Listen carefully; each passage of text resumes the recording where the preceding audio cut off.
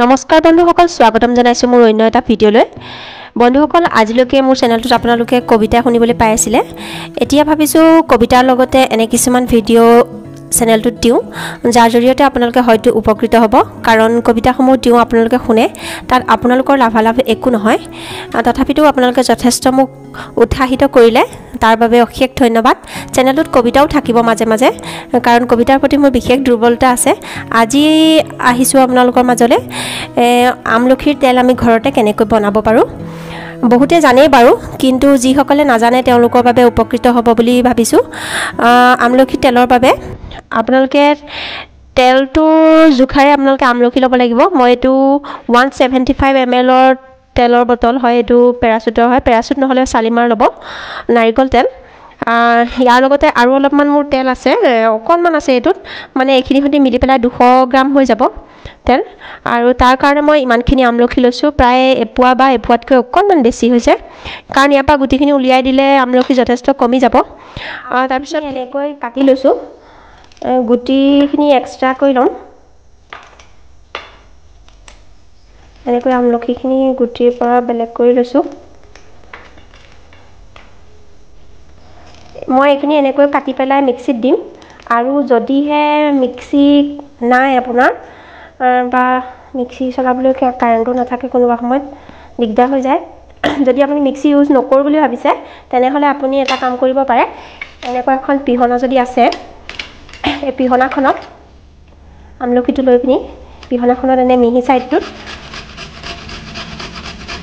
ঘঁহি আমলখিখিনি এনেকৈ গুটিৰ পৰা আঁতৰাই ল'ব পাৰে। এই আমলখিখিনিও হ'ব তেতিয়া।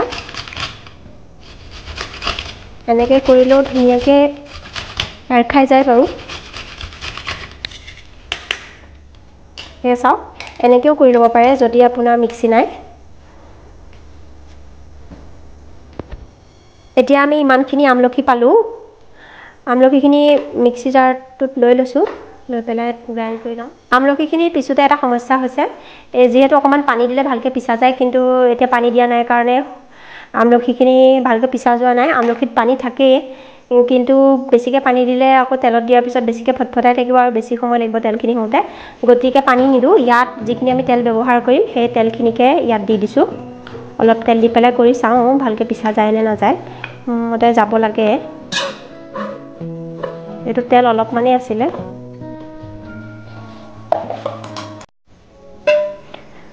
এইটো টেমাটো নতুন টেমা, ইয়াৰ পৰা অলপ দি দিওঁ, বাকীখিনি কেৰাহীত ঢালি দিম।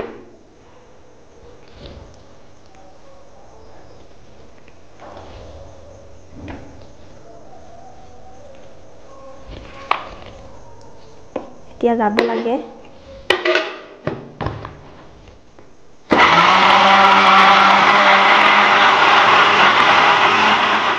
এতিয়া চাওঁ আমলখিখিনি ভালকৈ পিছা গৈছে নাই।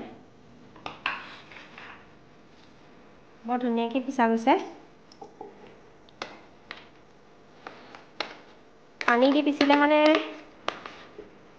দিগদাৰ হয় আমলখিত, কাৰণ পানী থাকে আৰু পিছত তেলটো বনাওঁতে বহুত সময় লাগি যাব। কাৰণ তেলটো খুব বেছি জুইত বনাব নোৱাৰি, চিমত দি কম জুইত বনাব লাগিব, যাতে আমলখিৰ গুণখিনি থাকে। দেই গ'লে কাৰণ তাৰপৰা যিমান উপকাৰ হ'ব লাগে সিমান নহ'ব। এতিয়া চাওকচোন আমলখিখিনি কিমান ধুনীয়াকৈ পিছা গৈছে। ইয়াত আৰু একো ৰস ওলাবলৈ বাকী থকা নাই আৰু যিখিনি তেল আছিলে, এই তেলখিনিও ইয়াতে বাকি দিছোঁ। এতিয়া গেছটো জ্বলাই লৈছোঁ। তাৰপাছত এই আমলখিখিনি লোৱা কেৰাহীটো গেছৰ ওপৰত বহাই দিছোঁ। জুইটো মন কৰিব, বেছি জুই নিদিব, চিমত দি পেলাই ভাজিব লাগিব, নহ'লে আমলখিখিনি দেই যাব। দেই গ'লে ইয়াৰ গুণাগুণটো কমি যাব। সময় যথেষ্টই লাগিব, কিন্তু কৰিবই লাগিব ভাল ফল পাবৰ কাৰণে। এতিয়া দেখিছে এয়া উতলিবলৈ ধৰিছে, অলপ অলপকৈ বুৰবুৰাই আছে। আৰু মই গেছটো একদম কমত দিছোঁ, চিমত থৈছোঁ। গেছটো ভুলতো বেছি হিটত নিদিব, আৰু ঘনাই লৰাই থাকিব, তলত লাগি যাবলৈ নিদিব। এতিয়া দেখিছে আপোনালোকে, এয়া অকণমান ৰংটো সলনি হৈছে। অকণমান ব্ৰাউন কালাৰৰ ফালে গৈছে আৰু তথাপিতো এতিয়াও আৰু যথেষ্ট ভাজিবলৈ আছে। এতিয়া দেখিছে এয়া আমলখিখিনিয়ে তেলটো লাহেকৈ এৰিব ধৰিছে, তথাপিও আৰু অলপ সময় আছে নমাবৰ বাবে। আমলখিৰ গুণাগুণ আপোনালোকে জানেই, আমলখিটো ভিটামিন চিৰে ভৰপূৰ। আপোনালোকে পাৰিলে আমলখি ছিজন থাকোঁতে কেঁচাকৈ এটা আমলখি খাব ডেইলি। আৰু যদি কেঁচাকৈ খাব নোৱাৰে, কিছুমানৰ দাঁত টেঙাই, তেন্তে এটা কাম কৰিব পাৰে, দাইল বনাওঁতে আমলখি দি দিব। বইল আমলখি আপোনালোকে এটাকৈ খাব পাৰিব। দাইলত দিয়াটো আৰু ৰান্ধনীজনীয়ে কৰিব লাগিব। ঘৰৰ যেইজন সদস্য আছে সিমানটা দি দিব দাইলত, নিজেও খাব, ঘৰৰ গোটেইকেইজনকে এটাকৈ দিব। স্বাস্থ্যৰ কাৰণে বহুত উপকাৰী। আপোনালোকৰ হয়তো মনত আছে কৰোণাৰ সময়ত লিমচি টেবলেটটো মনত আছে নাই নাজানো, মই অৱশ্যে ফাৰ্মাচীত বিচাৰিছিলোঁ, তেতিয়া সেইটো সময়ত পাবলৈ নাই, অভাৱ হৈ গৈছিলে। লিমচি টেবলেটটো সেই ভিটামিন চিয়ে হয়, কিন্তু এটা লিমচি টেবলেটত যিমানখিনি ভিটামিন চি থাকে, এটা আমলখিত তাতকৈ বহুত গুণে বেছি থাকে। তেন্তে ভাবকচোন দৰৱ কেলৈ খাব লাগেনো, নহয়নে? গতিকে আৰু ভিটামিন চিয়ে আমাৰ ইমিউনিটিটো ষ্ট্ৰং কৰে। ইমিউনিটিটোৱেতো সকলো বেমাৰকে প্ৰতিৰোধ কৰিব পাৰে। গতিকে আমলখি খোৱাটো নিতান্তই প্ৰয়োজনীয়। ছিজন থাকোঁতে নিজেও খাওক, ল'ৰা ছোৱালীকো খুৱাওক। লগতে তেলটো গোটেই বছৰটোৰ কাৰণে যদি অলপমান সৰহকৈ বনাই থ'ব পাৰে, তেনেহ'লে নিজৰ কাৰণে ভাল হয়। আৰু বজাৰতো আমলখি তেল পোৱা যায়, কিন্তু তাত কিমান পৰিমাণৰ আমলখি আছে আৰু সেইটো তেওঁলোকেহে জানিব। এইটো যেতিয়া আপুনি নিজে হাতে বনাই ল'ব, তেন্তে আপুনি জানিব যে কিমান পৰিমাণৰ আছে আৰু কিমান বিশুদ্ধ। কাৰণ ইয়াত কোনো কালাৰ দিয়া নাই, কোনো প্ৰিজাৰ্ভেটিভ নাই, কোনো ফ্ৰেগ্ৰেন্স নাই। গতিকে ই আপোনাৰ চুলিৰ কাৰণে খুবেই ভাল। আৰু অকণমান সময় আছে, আৰু অকণমান ডাৰ্ক ব্ৰাউন হৈ যাব। ঘনাই লৰাই থাকিব লাগিব, নহ'লে তলত লাগি যাব। আমলখিখিনি এতিয়া আগতকৈও অকণমান বেছিকৈ ব্ৰাউন কালাৰ হৈছে। আৰু কাৰোবাৰ যদি চুলি সোনকালে পকিছে, তাৰমানে বয়সতকৈ আগতে যদি কাৰোবাৰ চুলি পকিছে, তেন্তে তেনেলোকৰ বাবেতো এইটো একদম ৰামবাণ ঔষধ হয়। একেলেঠাৰিয়ে ইউজ কৰি থাকিলে তেওঁৰ চুলিখিনি একদম ডেফিনেটলি কুলাৰ ফালে আহিব। তাৰমানে এইটো প্ৰমাণ হৈ গৈছে, আমি ঘৰতে কৰি চাইছোঁ এনেকৈ। এতিয়া নমাব পৰা হৈ গৈছে, মানে আমলখিখিনিয়ে তেলটো ধুনীয়াকৈ এৰি দিছে। তেলত কালাৰটো আহি গ'ল আমলখিৰ। তেন্তে গেছটো ইমানতে অফ কৰি দিছোঁ আৰু এইখিনি ঠাণ্ডা হ'বলৈ দিছোঁ। কেৰাহীটো ৰাতি এনেকৈ থলোঁ। আমলখিখিনি যদি কিবা অলপমানো গুণ বাচি আছিলে, তেন্তে ৰাতিটো এনেকৈ থোৱাৰ বাবে তেলত আমলখিৰ গুণটো ভালকৈ আহি গৈছে। আৰু কেৰাহীটো যিহেতু লোহাৰৰ লৈছিলোঁ মই, গতিকে লোহাৰৰ কেৰাহীত এনেকৈ ৰাতিটো থাকিবলৈ পালে তাৰ গুণাগুণটো বাঢ়ি যায়। এতিয়া এইখিনি চেকিব পৰা হৈ গৈছে, কিন্তু ৰাতিটো থোৱাৰ বাবে এটা কথা হৈছে, তেলখিনি আকৌ আমলখিৰ লগত প্ৰায় মিলি যোৱা নিচিনা হৈছে, দেখাত মিলি যোৱা নিচিনা হৈছে। এনেই চেপিলে ওলাই যাব, কিন্তু যদি আকৌ অকণমান হিটটো দি দিওঁ, গৰম কৰি লওঁ, তেন্তে হ'লে আকৌ তেলটো বেলেগ হৈ যাব ইয়াৰ পৰা। গতিকে আকৌ কেৰাহীটোত অকণমান জুইটো দি দিছোঁ।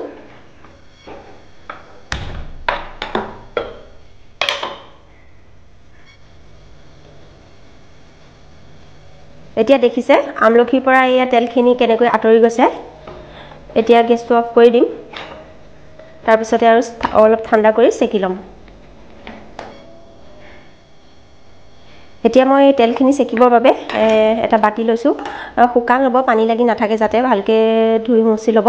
তাৰপিছত চেকনিখনতো যাতে পানী লাগি নাথাকে। পানীটো ইয়াত তেলৰ লগত আহি গ'লে কি হ'ব, তেলটো সোনকালে আপোনাৰ বেয়া হৈ যাব। আৰু যেতিয়া তেলটো মূৰত লগাবলৈ কাৰণে তেলটো উলিয়াব, তেতিয়া এখন শুকান চামুচ ল'ব, ভালকৈ মুচি ল'ব চামুচখন। চামুচেদি আপোনাক যিমান পৰিমাণৰ লাগে সিমানটো তেল উলিয়াই ল'ব। তাৰপিছত খপটো টানকৈ মাৰি থৈ দিব। তেনেকৈ থ'লে আপোনাৰ এই তেলটো বছৰ বছৰ থাকিব। নহ'লে তেলটো বেয়া হৈ যোৱাৰ সম্ভাৱনা আছে, কাৰণ ইয়াত কোনো প্ৰিজাৰ্ভেটিভ দিয়া নাই। এতিয়া তেলটো আপোনাক চেকি দেখাইছোঁ কেনেকুৱা কালাৰ আহিছে তেলটোত।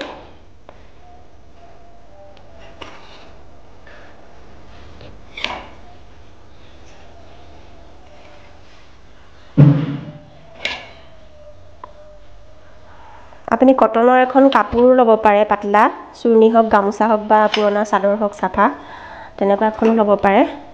এই চেকনিখনত এটা কথা, অকণমান গৰমে গৰমে চেপিব পাৰি, আৰু গৰমে চেপিলে তেলটো বেছিকৈ ওলায়। এতিয়া বাকীখিনিও মই চেপিম বাৰু, আপোনাক দেখাইছোঁ। তেলটোৰ কালাৰটো চাওক। আমলখিৰ নাৰিকল তেলটোতো বগা আছিলে, কিন্তু আমলখিৰ গুণটো অহাৰ বাবে ৰংটো আহি গৈছে ধুনীয়াকৈ। ইয়াত সম্পূৰ্ণ আমলখিৰ গুণাগুণখিনি আহিছে, কাৰণ গোটেই ৰাতিটো মই তেলটো কেৰাহীটোতে থৈ দিলোঁ, লোহাৰ কেৰাহীটোতে। আৰু কেৰাহীটোৰ কাৰণেও অকণমান বেনিফিচিয়েল হয় বেছিকৈ লোহাৰ কেৰাহী ল'লে। নাথাকিলে আপুনি বেলেগ কেৰাহীও ল'ব পাৰে, কোনো কথা নাই, লোহাৰ কেৰাহীয়ে ল'ব লাগিব বুলি। এতিয়া আপুনি এই তেলটো মই এনেকৈ গোটেইখিনি চেকি লওঁ। চেকনিয়ে চকাৰ পাছতো অলপ এনেকৈ মই ভাবিলোঁ তেল আছে নেকি, এনেকৈ বুলি অলপমান কাপোৰখনত লৈ পেলাই চেকিছোঁ। প্ৰথম চেকাখিনিত ওলালে, এইখিনিত কিমান ওলায়, দিয়াৰ পিছতো তেল ওলাইছে অলপ। নষ্ট নকৰোঁ ইমান, কাৰণ সময় খৰচ হৈছে। আৰু বেছি ঠাণ্ডা হ'লেগৈ নোলায়, অকণমান গৰমে গৰমে কৰিব পাৰিলে ভাল। বছ ঠিক আছে। ভিডিঅ'টো যদি আপোনালোকৰ উপকাৰী যেন লাগিছে তেন্তে লাইক কৰিব, শ্বেয়াৰ কৰিব, আৰু চেনেলটোত যদি নতুনকৈ আহিছে তেন্তে ছাবস্ক্ৰাইব কৰি কাষতে থকা বেল আইকনটো প্ৰেছ কৰিব। এতিয়া চাওক, মই এটা চিচাৰৰ এনেকুৱা বটল লৈছোঁ, এইটো জেলিৰ বটল আছিলে, ভালকৈ ধুই ৰ'দত শুকুৱাই মচি ল'ব। এতিয়া এইখিনি তেলখিনি, বনোৱা তেলখিনি ইমানখিনি ওলালেগৈ, এই বটলটোত ভৰাই ৰাখিম। কালাৰটো, আমলখিৰ কালাৰটো ধুনীয়াকৈ আহিছে। এইটো ভৰ্তি হৈও ইমানখিনি থাকিলে, অকণমান গুৰি পৰিছে, এইখিনি মই আকৌ এবাৰ চেকি লওঁ, বেলেগ এটা বটলত ভৰাই দিম। এইখিনি তেলটো ইমানখিনি, কালাৰটো দেখিছে আপুনি, আমলখিৰ একদম পিয়'ৰ কালাৰ আহিছে।